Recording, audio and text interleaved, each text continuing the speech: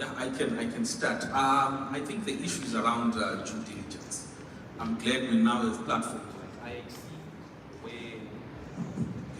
where you can actually see these opportunities and review the paperwork. Because with land, it's fairly simple. How watertight is the paperwork?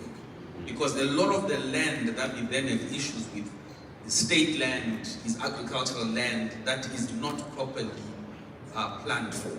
So the starting point for me is due diligence. See the paperwork. If it's a new development, where is the parent deed? Where is the development permit? Where is the subdivision permit? Where is the EIA? Once we answer those questions and see that paperwork time, very rarely are you going to run into problems. Then also, don't look at the promise, look at the delivery. What has this developer actually done? Because 3D renders, anyone can do. That's art, that's AI even. But look at what the developer has actually delivered. When they say we deliver title deeds, have they been delivered? So if I speak for ourselves as King City, all our stands have title deeds. And this is something that is on public record. We go public about it because the title deeds are actually there. There are no stories. We actually deliver on that. Because ultimately with real estate, what you want is security of tenure, and the best security you can get is... We have managed to do, or as if, but we've managed to get the whole industry to come together, and we do these showcases where we are actually coming to the diaspora market to have these conversations and to bring the products, to also understand what they are looking for, much better than trying to run solo, and due diligence can be very, very difficult. I'm used to Mazima tends to present on due diligence and the legal side of things, which he hasn't been able to do today, but really you have to do your due diligence thoroughly on everyone, including the... I lost my money in this deal. They're coming to me at the embassy, my colleagues, and we're having to deal with this question. So who are the rogue estate agents? You're just being glowing, you have to do what? And who's then responsible for this and the houses that are built on the stairs that are on swap on that then have to be destroyed? Who's dealing with these people? So that I'll be able to address with these people. So that I'll be able to address my constituents of my diaspora, whom we are advising that they should invest back in. Thank you. Thank you. Thank you, Deputy Ambassador. Great question. Who is closing people? Allegedly. You can say allegedly so nobody can come for you. Yeah. No, but they can't on stage. No, but they can't on stage. They have to say allegedly. I'm giving you legal advice. So you can speak freely. As long as you say allegedly, so you can speak freely. As long as you say allegedly, you can speak freely. Yes. So there is... Speak freely. Yes. So there is bogus agents out there. That's what... Name and shame. I can't name and shame. I don't like the name and shame. I don't like. There's quite a number.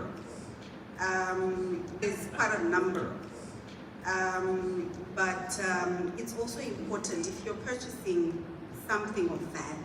You also have to kind of do your due diligence on who you're dealing with. Because like Mike was saying, most people just go on Facebook, oh it's a good deal. If it's Facebook, oh it's a good deal. If it's looking too good to be true, it's definitely a scam. So I implore you to also talk to your community. About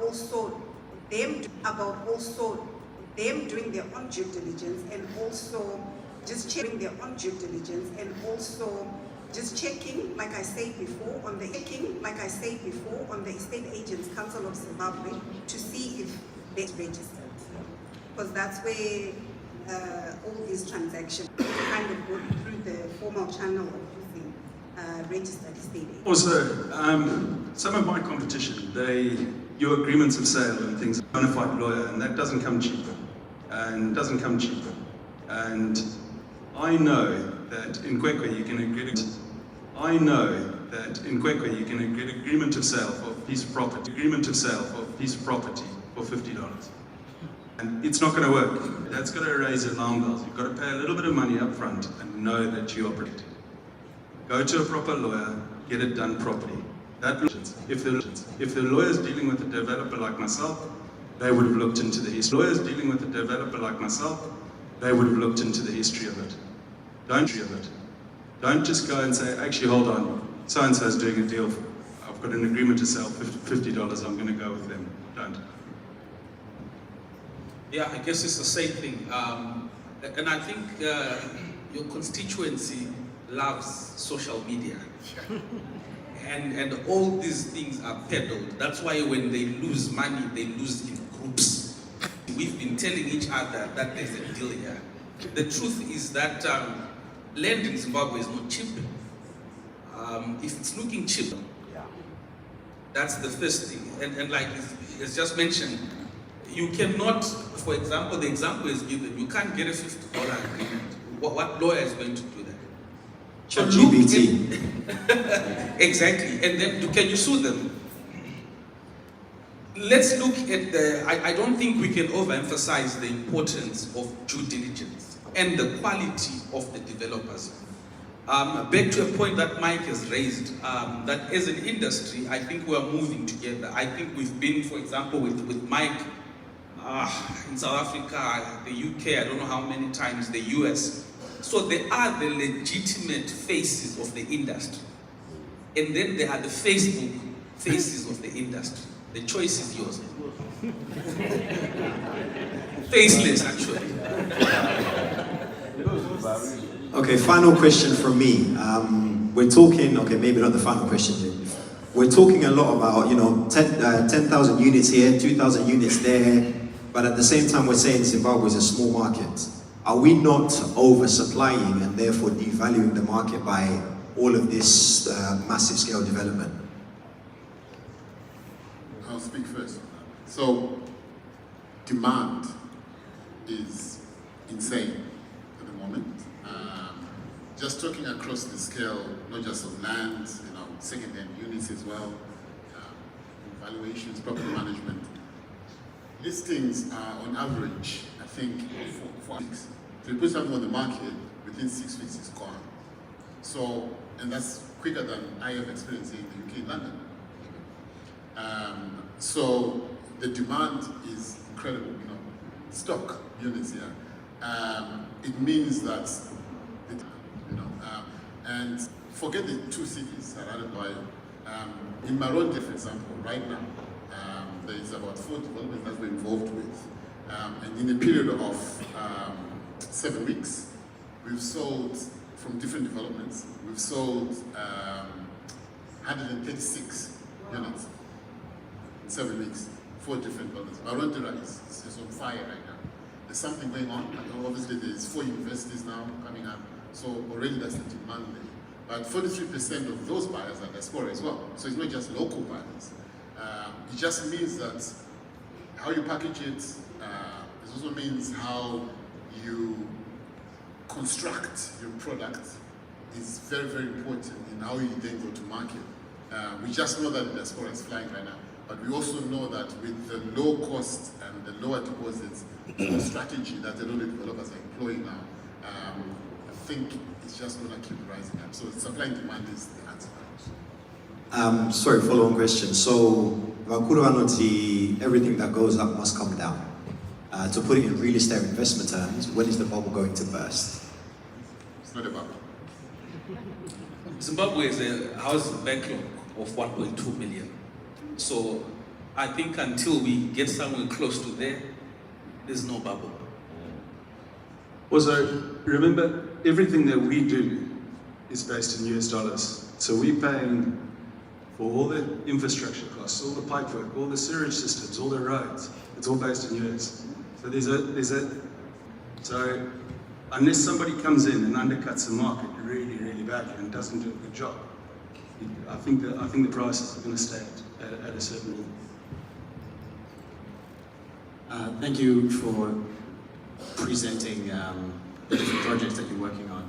As somebody who grew up in the UK, I've noticed that the way that people finance properties in the UK is a bit different to what I've seen in Zim. It seems as if Zim buyers are either very, very liquid and pay cash, or they have very short-term mortgages, whereas in the UK you can get a 30-year mortgage on a property, 10% deposit, etc.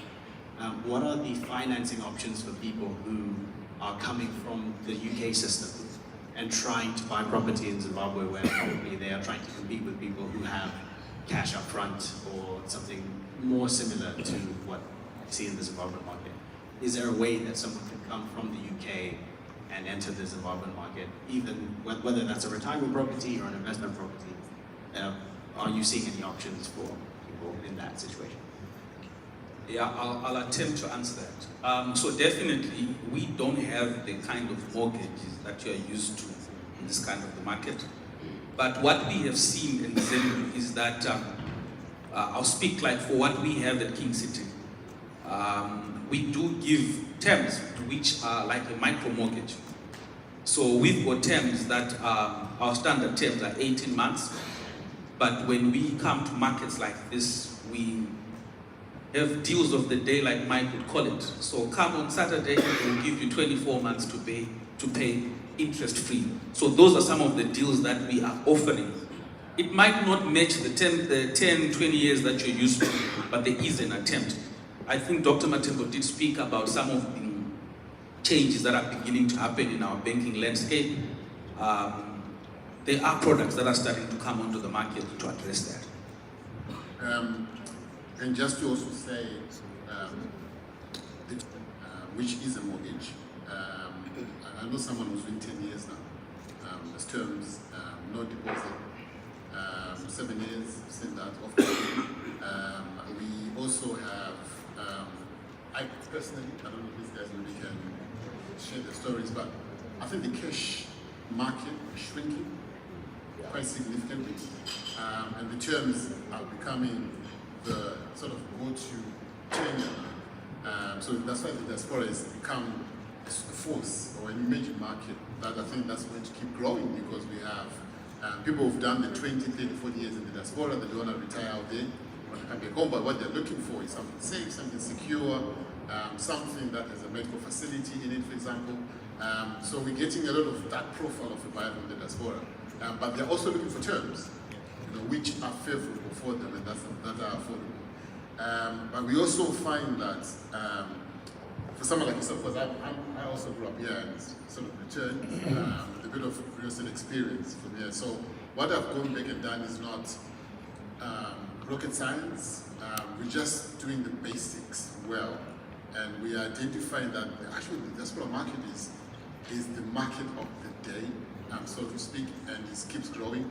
What can we do to attract them, to make them appreciate what we're trying to do on the ground? So the product offering is becoming fantastic now to those guys who are building or constructing.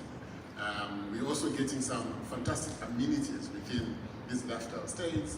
If you can see in Zimbabwe, in Harare especially, there's a lot of commercial centers that have been built, the Highland Parks, the kind of corners and stuff like that by fantastic developers like Terrace Africa, who is packed full of ex-diasporans. So the ex-diasporans, like myself, are now penetrating these spaces and helping come up with very, very good products that you do anything to try and secure, but obviously with very good terms.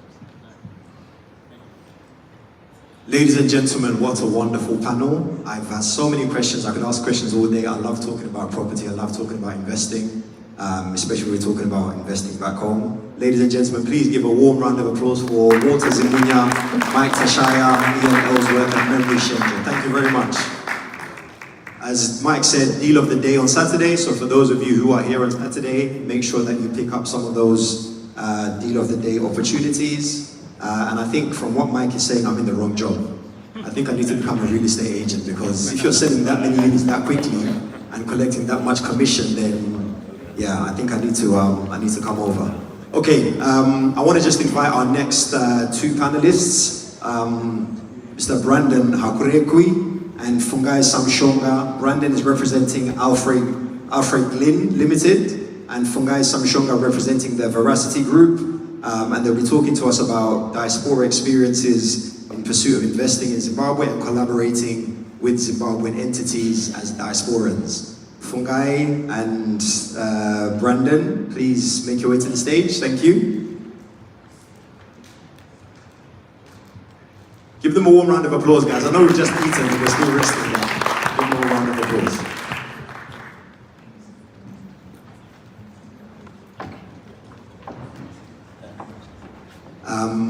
In the interest of chivalry, we'll say ladies first.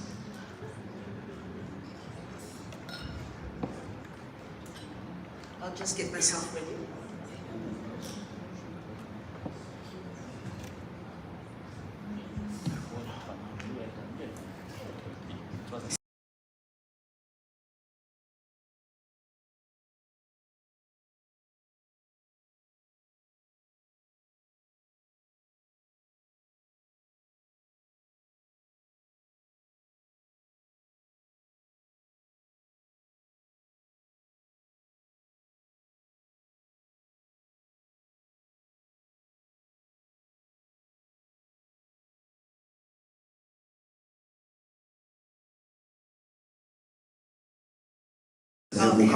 If we have time, we'll try and do a Q&A afterwards. Okay, Thank that's you. fine. All right. So, representing the Veracity Group. Veracity Group is a company that consults with the UK government and also a lot of SMEs here in the UK, and we also are part of the Trade and Investment Delegation for the UK to the World Trade Organization. Myself also as an ambassador for the United Nations for Peace and Justice. So, as a Zimbabwean, I did my first teenage years in Zim, born in Zim, and when I was a teenager, I came to UK. So I am a British citizen, Zimbabwean citizen, so proud to be part of Zimbabwe. But what I'm trying to do today is to advocate for partnership, not just with individuals, but also with the government.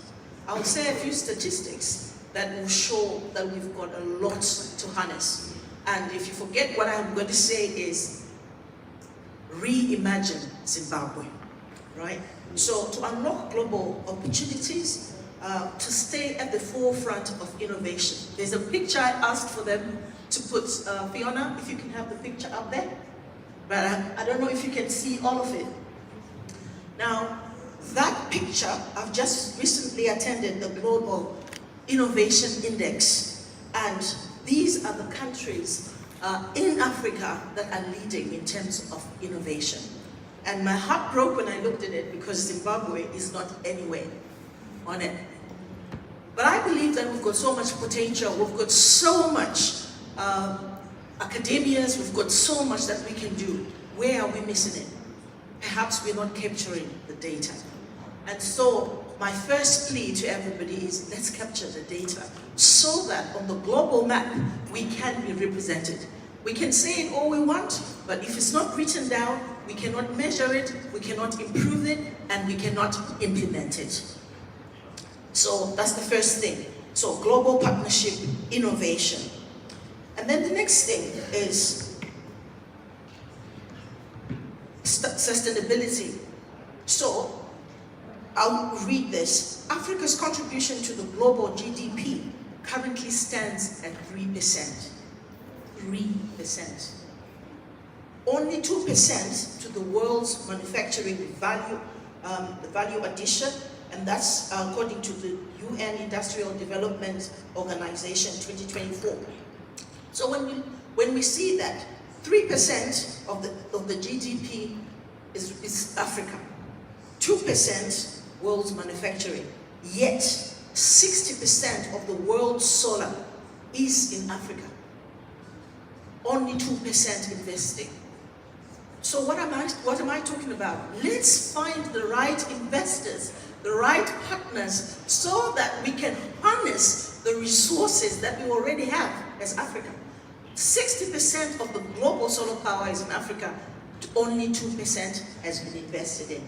The next thing is minerals. 30% of the world's total minerals are in Africa, and yet the global GDP remains at 3%. 12% gas, 40% chromium and platinum. So chromium and platinum actually is 90% of the world's chromium and platinum is in Africa. So right now, I'm speaking to Africans and I'm saying to you guys and to myself, we are no longer beggars. If chromium and platinum is 90%, that means we must be leading the conversation. But the question is, are we ready to lead the conversation? Are we ready to have negotiations? Arable land 65%, fresh water 10%, and 43% of Africans are young people. So it means we have the youngest working population, and that's working to our advantage. And all of these are yes, yes, yes to us. And I'll give you one of the statements that Antonio Guterres, the Secretary General of the United Nations, said in March 2025 at the UN CSW 69. We can't proceed with the green agenda without Africa. All critical minerals are locked in Africa.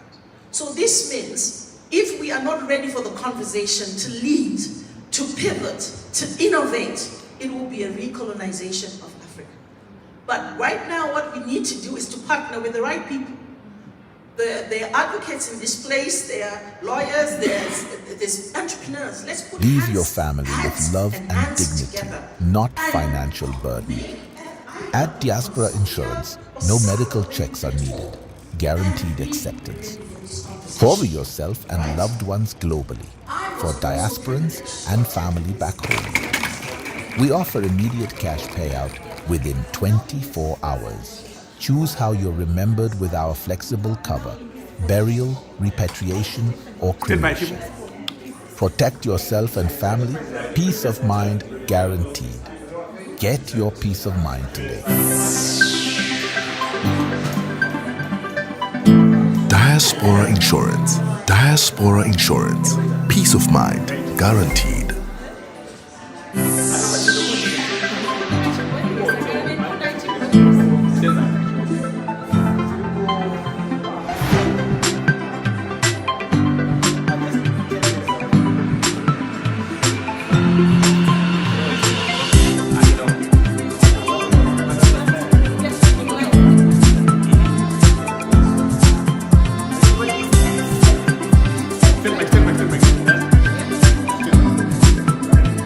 Diaspora Insurance.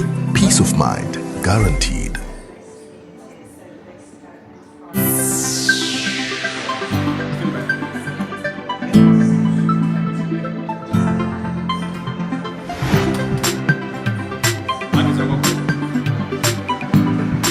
Diaspora Insurance. Peace of mind guaranteed.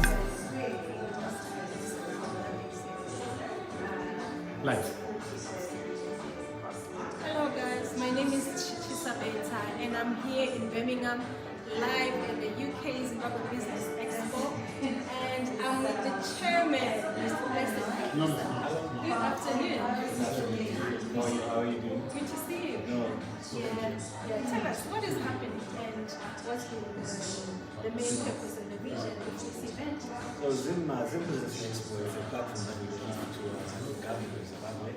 As you know, the government of Zimbabwe is looking for investors, family investors in Zimbabwe, especially in the diaspora.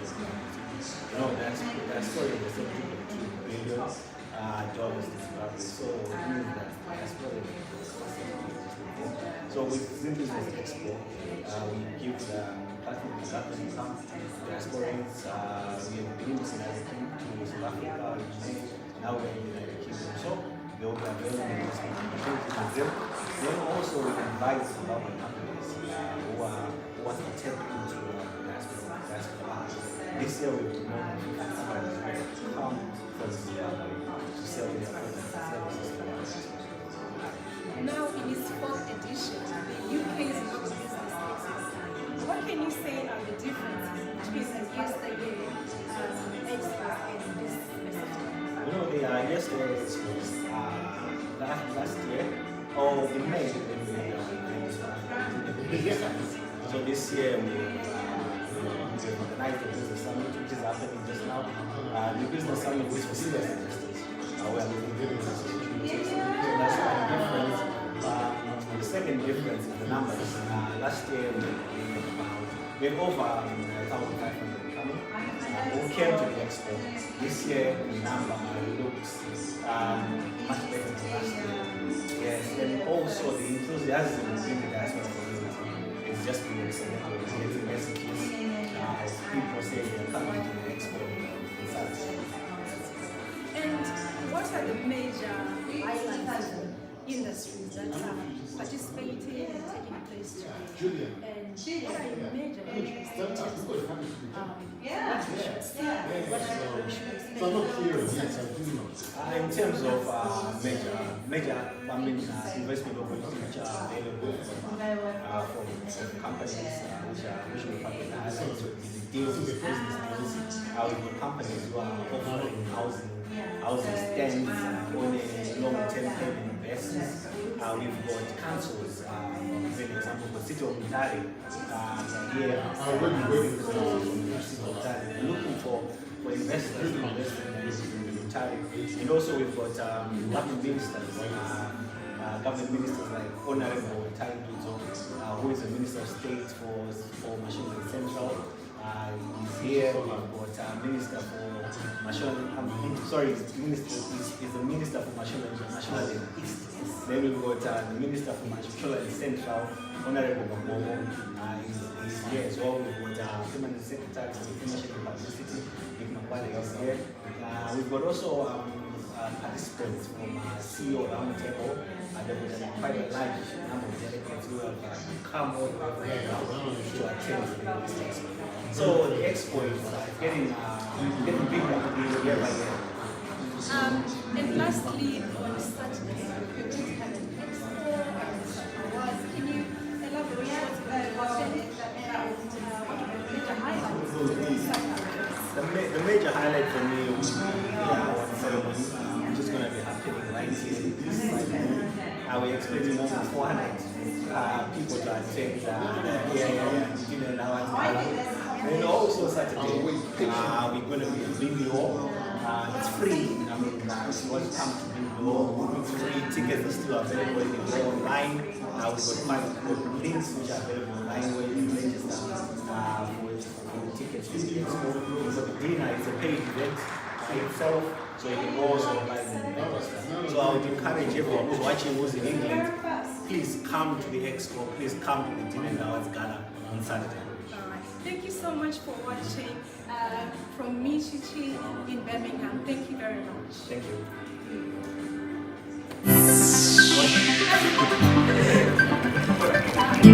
Diaspora Insurance. Peace of mind guaranteed. Government officials, captains of industry, commerce, ladies and gentlemen, thank you.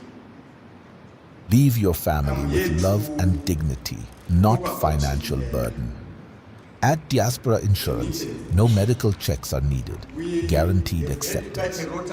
Cover yourself and loved ones globally for diasporans and family back home. We offer immediate cash payout within 24 hours. Choose how you're remembered with our flexible cover, burial, repatriation, or cremation. Protect yourself and family, peace of mind guaranteed. Get your peace of mind today. Visit diasporainsurance.com. You would agree with me that diaspora remittances are overtaking, even in some cases, foreign direct investments, in some cases, development aid. You know there is a lot of talk about cutting development aid from the first world, especially the Western world, as they look forward to augmenting their defense budgets. Now, there is a significant inflow from the diaspora, which is going on. It is going for consumption purposes, it's going for development purposes. And we are in that space. We offer safe and secure money transfer. We have leveraged as express links in the case of Zimbabwe, with the reputable institutions like African Century Bank, CBZ, Inbax, Express Financial Services to distribute money countrywide. We are also licensed in Zimbabwe as Express Financial Services. You know, Zimbabwe licensed sending money from Zimbabwe to other parts of the world. Those of you who are coming from, who are here from home, and others who are home, I had the permanent secretary saying, someone was asking, what can we do to make money at home? When you have made that money, many people are sending their children abroad for education purposes. So we are there to facilitate remittances. It is legalized in Zimbabwe to send money abroad. And the Express Financial Services is a player in that field. We are, in terms of distribution in Zimbabwe, we do countrywide through the banks, as I've said. In terms of sending from Zimbabwe to here and other parts of the world, we do through our own international money transfer company, which is an Adler one in Zimbabwe, Express Financial Services. We have distributed